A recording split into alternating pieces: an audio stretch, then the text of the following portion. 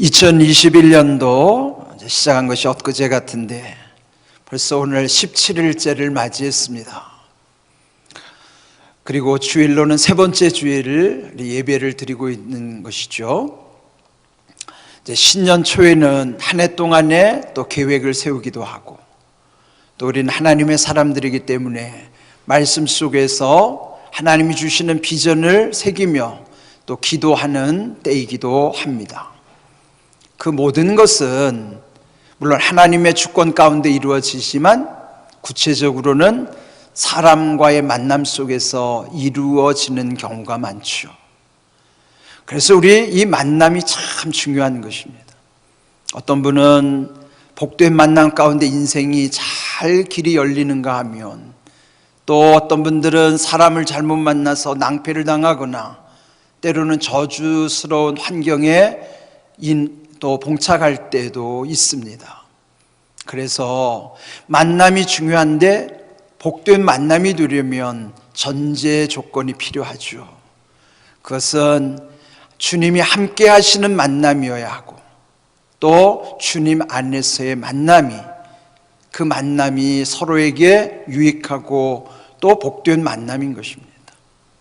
그래서 우리는 올해도 많은 만남을 또 이제 갖게 될 것인데, 무엇보다 중요한 것은 주님 안에서 또 주님 함께 하시는 복된 만남이 되어야만 합니다. 자, 그렇게 전제하고 만남은 축복입니다 하는 것을 기억하십시오. 우리 먼저 한번 우리 가정에서 예배 드리시는 이들도 함께 좀 따라했으면 좋겠습니다. 만남은 축복입니다. 네, 그렇습니다. 주님 안에서 주님이 함께 하시는 복된 만남을 이제 여러분 마음에 새기시기를 바랍니다. 오늘 본문에도 보시면 나다나엘이라는 사람이 예수님을 만나는 과정이 나와요. 빌립과 나다나엘은 친구 사이인데, 먼저 빌립이 예수님을 만나 예수님이 메시아이심을 깨닫게 되는 거예요. 그리고 친구 나다나엘에게 예수님을 소개할 때 그 나사렛 예수님을 자기가 만났다, 네, 그렇게 말할 때, 그때 이 나다나엘은 오히려 반문을 하게 되는 것입니다. 나다나엘이 말하기를 나사렛에서 무슨 선한 것이 날 수 있느냐, 그렇게 반박한 거예요. 나사렛이라고 하는 곳은 당시 예루살렘은 수도죠. 지금 우리나라 서울처럼. 그런데 나사렛은 저 북쪽의 변방이에요. 우리나라를 기준으로 하면 서울에서 보면 저 땅끝에 있는 땅끝 마을에 해당되는 거예요. 아주 변방이요, 오지에 해당되는 것이죠. 그래서 사람들로부터 별로 관심을 받지 못하는 소외된 지역, 또 이제 우리 서울 안에도 보면 또 사람들이 선호하는 지역이 있는가 하면 또 살기 힘든 그런 곳, 우리 흔히 일컬어서 달동네라고도 하잖아요. 그런 곳도 있어요. 그러니까 이 나사렛이라고 하는 곳은 아무도 주목하지 않고 소외된 지역, 그런 곳이죠. 근데 거기서 메시아가 난다고 하니까 나다나엘은 자신은 예수님을 만나서 경험해보지도 아니하고 먼저 자기 생각으로 결론을 내려놓는 것이에요. 나다나엘이라고 이름의 뜻은요, 하나님의 선물이라는 뜻이에요. 우리 요즘도 아이들 이름 지을 때 보면은 하자 들어간 이름 많잖아요. 우리 두 딸들도 하자가 들어갔는데, 되게 이제 하나님의 하자를 따고 그 뒤에 이제 하나님의 선물이라고 그러니까 선자를 따면 우리식 이름으로 따지자면 하선이에요. 하선이. 나다나엘의 이름은 하선, 하나님의 선물입니다. 그러니까 그 이름에 담긴 뜻을 생각하면, 아, 이 사람이 얼마나 은혜를 갈망하는 사람인가를 또 알 수 있겠죠. 그러니까 그럼에도 불구하고 그는 예수님을 만나기도 전에, 아, 그 나사렛이라는 그 고을의 이름만 듣고도 거기 뭐가 선한 것이 날 것인가, 거기서 무슨 훌륭한 인물이 태어날까, 그렇게 반박을 하게 되는 것이죠. 여러분, 이런 것은 우리 살다 보면은 내 안에서도 그런 요인들을 많이 보게 되는 거예요. 우리 자신들도 뭔가 자기가 직접 경험해 보지도 아니하고 들은 것으로 판단해서 평가할 경우가 많아요. 그때 우리가 조심해야 될 것 세 가지가 있어요. 그 첫 번째가 편견입니다. 그 편견, 한문 편자가 치우쳤다는 뜻이죠. 그러니까 치우쳐서 보는 것이 편견이에요. 전체를 보고 판단해야 되는데 한쪽만 보고 전체를 판단하는 것, 그게 편견이죠. 그게 좀 더 심해지면 선입관으로 굳어지게 됩니다.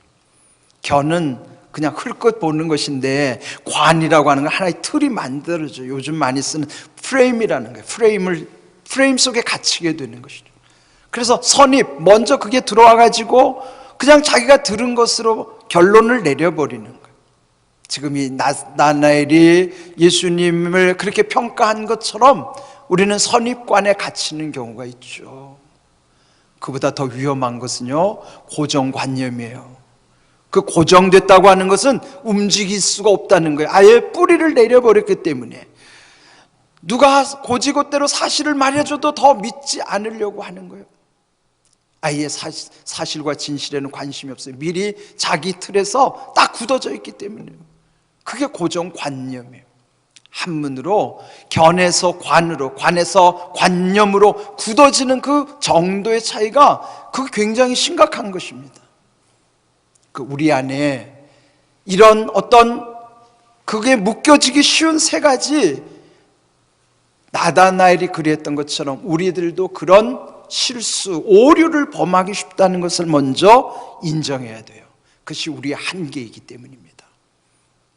근데 이제 오늘 본문에 보면 나다나엘에게 예수님을 소개했던 빌립을 한번 볼까요?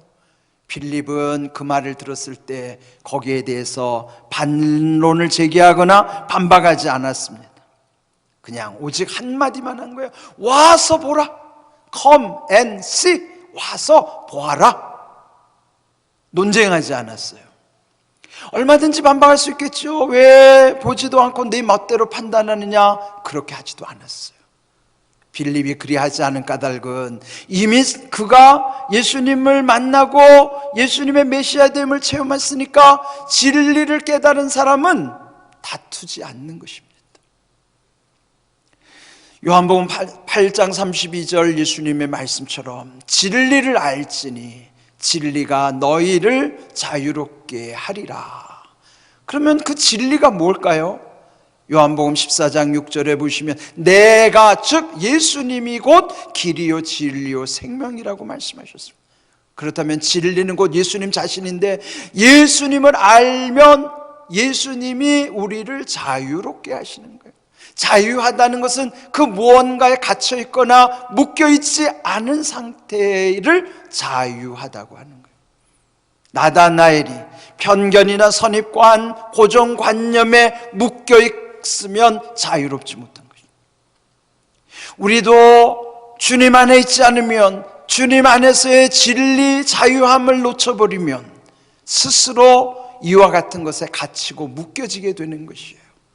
그래서 결국 그것 때문에 다투게 되고 논쟁하는 거예요. 마음의 상처를 받게 되는 것입니다. 우리 이미 예수님으로 인하여 진리를 깨달은 자들은 이런 사소한 것에 다투지 않는 것이죠. 빌립이 이제 그 나다나엘을 이끌고 예수님께로 오잖아요. 이미 예수님은 나다나엘을 다 알고 계신 것입니다. 그를 보자마자 예수님의 말씀은 이는 참으로 이스라엘 사람이라 그 속에 간사한 것이 없도다. 그렇게 말씀하신 거예요. 네, 여러분 보세요. 이스라엘이라는 이름이 어디서 유래합니까? 옛적 야곱이 변하여 하나님과 사람을 겨루어서 이겼다는 뜻으로 그 이름을 바꿔주신 이름이 이스라엘이죠.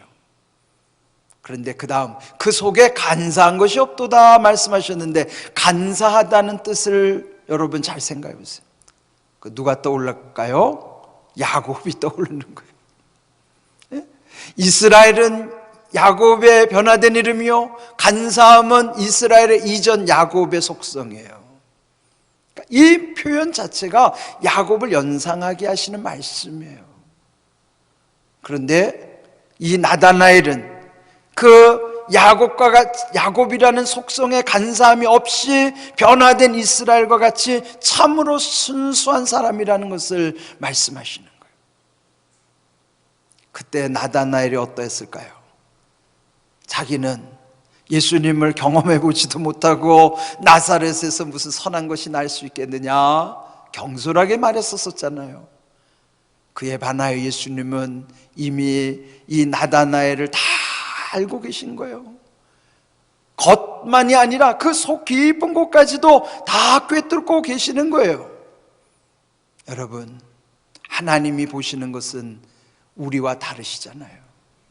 사람은 외모로 보고 판단하지만은 하나님은 외모로 보지 아니하시고 사람의 중심을 보고 판단하시는 것처럼 우리를 가장 잘 아시는 분은 하나님이시란 말이죠.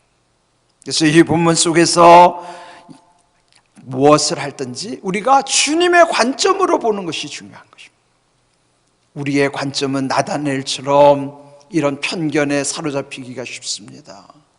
그러나 예수님은 그 중심을 보시면서 그 진실함을 드러내 주시는 것처럼 우리가 무슨 일을 할 때 먼저 주님의 관점으로 모든 것을 보는 거예요. 주님의 관점 속에는 무엇이 있어요? 자유함이 있는 거예요. 여러분, 신앙의 최고의 중요한 것은 자유를 얻는 것이에요. 자유가 뭐예요?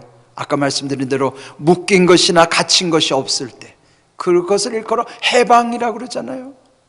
그러니까 해방이 되어야만 자유하고, 자유한 사람에게는 마음의 평안함 속에 주시는 기쁨과 감사로 넘치게 되는 것입니다. 5가지, 해방과 자유, 평안과 기쁨과 감사, 이 5가지는 분리될 수 없어요. 전에 말씀드린 대로 이거는 온전한 한 세트예요. 그래서 우리 신앙 속에서 날마다 돌아봐야 돼. 나는 자유한가? 자유하지 않으면 뭔가에 묶여 있기 때문이에요. 그러면 마음의 평안함이 절대 있을 수가 없습니다. 이 공식은 늘 우리 속에 자기 스스로 확인해야 되는 것이에요. 해방과 자유, 평안과 기쁨과 감사, 그래야 우리의 믿음이 올바르게 세워져 갈 수 있다는 사실을 기억하십시오. 오늘 이 말씀 속에 나다나엘이 깜짝 놀랐어요. 아니, 어떻게 예수님이 나를 알고 계실까? 그래서 예수님께 반문합니다. 어떻게 나를 아시나이까? 그때 예수님이 설명해 주시죠. 빌립이 너를 부르기 전에 이미 네가 무화과 나무 아래 있을 때 보았노라. 여기 무화과 나무 아래라는 것도요, 우리 생각과 달리 그 당시 그들의 풍속을 이해해야 돼요.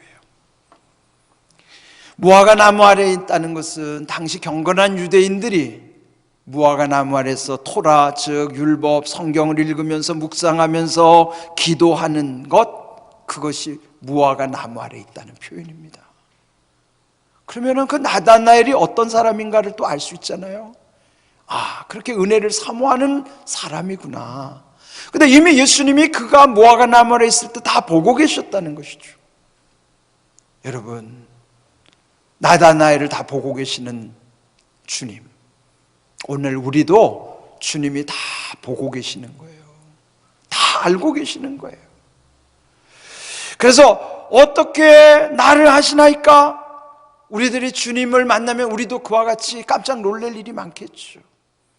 그러나 이제 여기에서 또 하나 우리 주의해야 될 게 있습니다. 그런데 오늘 우리의 주변의 현실을 보면요, 마치 자기가 무슨 신인 것처럼 이렇게 어떤 영적인 현상을 조장하고 가장해서 사람들을 미혹해 하는 일들이 있어요.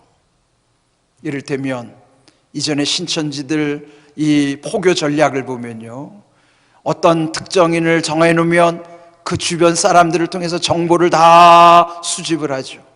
그의 이름과 그의 직장, 그의 성향, 그의 가족관계 모든 것을 다 파악한 다음에 우연을 가장해서 그 사람에게 접근하는 거예요. 그리고 마치 모든 것을 갑자기 다 알고 있는 것처럼, 그럼 그는 당황할 거 아니겠어요? 마치 나다나엘처럼 이렇게 물을 수 있어요. 어떻게 나를 아시나이까?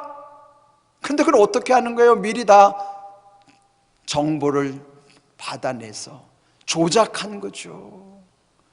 여러분, 우리 주변에서 이런 신비함을 가장해가지고 사람을 미혹해 하는 이런 현상은 역사 속에 혹세무민하는 일들이 너무너무 많아요. 특별히 요즘 무당들도 얼마나 돈벌이 혈안이 됐는지. 그 사람들이 잘 써먹는 상술 중에 하나가 빙의라는 거예요. 그 사람이 왔을 때 무슨 원한을 갖고 오면 그 원한 때문에 어떻게 된 사람 혼이 실려가지고 마치 무당이 영험해가지고 빙의가 돼서 그 사람의 말을 막 대신해 주는 것처럼, 그래서 혼을 쏙 빼가지고 돈을 착취하는 것, 지금 이게 사회적인 문제가 됐어요.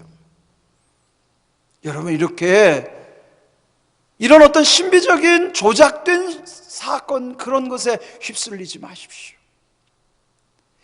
하나님만이 우리를 이렇게 아시는 것이지, 마치 불완전한 인간, 연약한 인간이 자기가 모든 것을 다 아는 것처럼, 신적인 능력이 있는 것처럼 이렇게 현혹하는 일에 속지 마십시오. 갈수록 이런 현상들이 너무너무 많아져요. 심지어는 교회 안에서까지 은사받았다는 사람들이 영을 혼탁시키는 일들이 너무너무 많아요. 그런데 절대로 여러분 현혹되면 안 돼요. 이미 성경도 우리에게 말씀하고 계시는 거예요.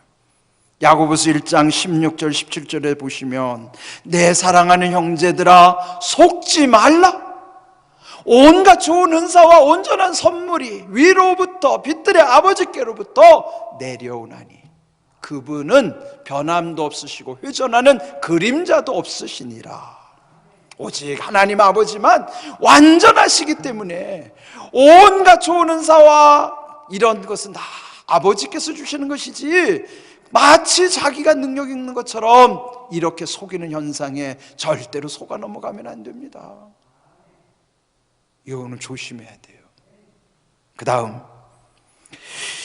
그래서 이제 예수님은 이 나다나엘에게 더 귀한 말씀을 하시는 것입니다. 네가 무화과 나무 아래에서 보았다는 것을 믿느냐? 이보다 더 큰 일을 보리라. 이보다 더 큰 일이 뭘까요? 주님이 나를 아시는 것도 놀랄 일인데, 그러면 이것보다 더 놀랄 일이 뭘까? 더 큰 일이 뭘까? 그러면서 설명하시는 것이 마지막 절이에요. 하늘이 열리고 하나님의 사자들이 인자 위에, 즉 예수님 위로 오르락 내리락 하는 것을 보게 될 것이라 하는 거예요. 이 말씀도요, 야곱이 하나님을 처음 체험했을 때 창세기 28장 12절에 나오는 말씀이에요. 그때는 하늘이 열리고 사닥다리가 하늘로 연결돼서 그 사닥다리로 천군 천사들이 오르락 내리락 하는 꿈을 꾼 것입니다. 그러니까 오늘 이 말씀은요, 참 이스라엘 사람 간사한 것이 없다, 또 오르락 내리락 한다, 이것이 다 야곱의 사건과 관련된 말씀들이에요. 그런데 그 야곱의 꿈과 차이는 뭐냐? 창세기 28장에서는 사닥다리인데 여기서는 그 사닥다리 대신에 예수님 자신을 말씀하시는 거예요. 옛적에 야곱은 그 사닥다리를 통해서 하늘로부터 천사들이 오르락내리락 그 비전을 주셨지만, 이제부터는 예수님이 사닥다리의 본체라는 거예요. 예수님을 통해서 하나님과 우리 사이에 소통이 이루어지는 거예요. 그 소통이 뭡니까? 오르락 내리락이 소통이에요. 오르락 내리락. 그러면 소통이 되려면 뭐예요? 하늘이 열려야 되잖아요. 하늘이 열리게 하시는 것도 예수님이고, 그 예수님을 통해서 올라가고 내려오는 거예요. 그게 뭘까요? 예수님을 통해서 올라가는 게 뭐예요? 예수님의 이름으로 기도하는 것이 우리의 기도가 하늘로 올라가는 거예요. 내려오는 건 뭐죠? 예수님이 이 땅에 오신 계시적 사건을 통해서 모든 말씀이 다 거기에서 풀리게 돼 있는 거예요. 위로부터 주시는 말씀은 내려오는 것이고 우리의 기도는 올라가는 거예요. 그 누구 이름을 통해서? 예수님을 통해서만이 그렇게 하신다는 거예요. 이게 놀라운 사건이에요. 그러니까 오늘 우리는 이 놀라운 사건을 이미 누리는 자들인 것이죠. 여러분, 올해 우리 교회 표처럼 모든 좋은 것을 함께 하라. 그 모든 좋은 것이 뭐예요? 그 모든 좋은 것은 위로부터 주시는 하나님의 은혜, 그것은 예수님으로 많이 이루어지게 하시고, 그 예수님으로 인하여 하늘을 열어주시고, 예수님으로 인하여 오르락 내리락 말씀과 기도가 소통되게 하시는 은혜, 이것이 올해 우리 교회에 주시는 놀라운 비전이요, 섭리요, 또 하나님의 약속이라고 저는 믿습니다. 저는요, 공항감리교회라는 이름이 너무 좋아요. 왜요? 공항할 때 공자와 감리교회 할 때 감자를 따니까 공감이 되잖아요. 공감. 그래서 우리 교회 별명을 공감이라고 제가 지은 거예요. 공감은 한문으로, 공감이 뭐냐면 마음이 서로 통하는 거예요. 마음을 나누고 마음이 통하는 것이 공감입니다. 공항감리교회는 공감입니다. 이게 얼마나 중요한지 몰라요. 마음이 통하기만 하면 문제는 없어요. 모든 인간관계의 문제가 왜 생긴 줄 아시죠? 통하지 않기 때문에 생기는 거예요. 통하기만 하면 문제는 없어요. 그러면 문제가 없으면, 통하기만 하면 하나님의 뜻 가운데 주신 약속은 그는 성령께서 다 이루게 돼 있습니다. 그래서 공항감리교회는 공감입니다. 그 말씀 공감으로부터 이게 제가 끝말잇기를 만드는 거예요. 끝말잇기. 그 끝말잇기를 한 바퀴 돌리면 이게 선순환하는 거예요. 공감, 서로 마음을 나눌 때, 마음이 통할 때 거기 뭐예요? 감동이 있는 거예요. 감동. 그럼 서로 감동하면 천국을 향해서 우리는 함께 동행할 수가 있는 거예요. 동행할 때 서로 행복이 오고 가는 거예요. 그러면 거기서 끝나는 것이 하나님이 기뻐하실까요? 우리끼리만 행복하면 될까요? 아니에요. 우리에게 명하신 바 가장 중요한 것은 너희가 땅끝까지 이르러 내 증인이 되라고, 복음을 전파라고 하는 사명을 우리에게 주셨어요. 그래서 행복, 그 복에서 끝말잇기가 끝나는 게 아니라 그 다음으로 가야 완전한 거예요. 그 행복, 복 다음에 끝말이 연결되는 것은 뭐냐? 그것이 바로 복음 전파예요. 5가지. 제가 이 공항교회에서 사역하는 동안에 이 5가지 키워드, 공항감리교회는 공감입니다로부터 해서 마음이 통하는 공감 속에 감동, 동행, 행복, 마침내 복음 전파로 이 모든 것이 선순환이 되면, 여러분, 눈사람을 만들 때 우리가 눈덩이 뭉치듯이라는 걸 말하잖아요. 눈덩이가 뭉쳐지는 게 어떤 거예요? 이게 굴리면 굴릴수록 점점 커지는 것처럼 이 공감으로부터 공감, 감동, 동행, 행복, 복음 전파, 다시 그것이 또 굴러가면 굴러갈수록 점점 커지는 거예요. 여러분, 올해 이것은 우리가 함께, 이 올해만이 아니라 우리 교회가 평생 지향해야 되는 우리의 5가지의 그게 스테이지예요. 무대라고, 무대. 이루어가야 될 모든 과정들이라고. 그런 마음을 가지고 한번 좀 따라 할까요? 공항감리교회는 공감입니다. 자, 손을 5개 펴시다. 하나씩 꼽아볼까요? 공감, 감동, 동행, 행복, 복음 전파. 이 5가지 여러분이 함께 기도해 주셔야 돼요. 이거는 저 혼자서 한 것이 아니고, 저는 새벽마다 기도하면서 하나님께 이 십자가를 바라보면서 이 생각 가운데 하나님이 주신 것을 제가 정리하는 거예요. 아, 그렇구나. 우리 공항감리교회가 마음이 통하는 공감, 주님 안에서의 공감의 역사만 있으면 감동, 동행, 행복을 통해서 마침내 주님이 명하신 바, 또 우리 교회 본분이, 우리 성도의 본분인 복음 전파의 사명을 다 자연스럽게 이루어갈 수가 있겠구나, 성령께서 인도해 주시겠구나, 그런 확신을 갖게 되는 것입니다.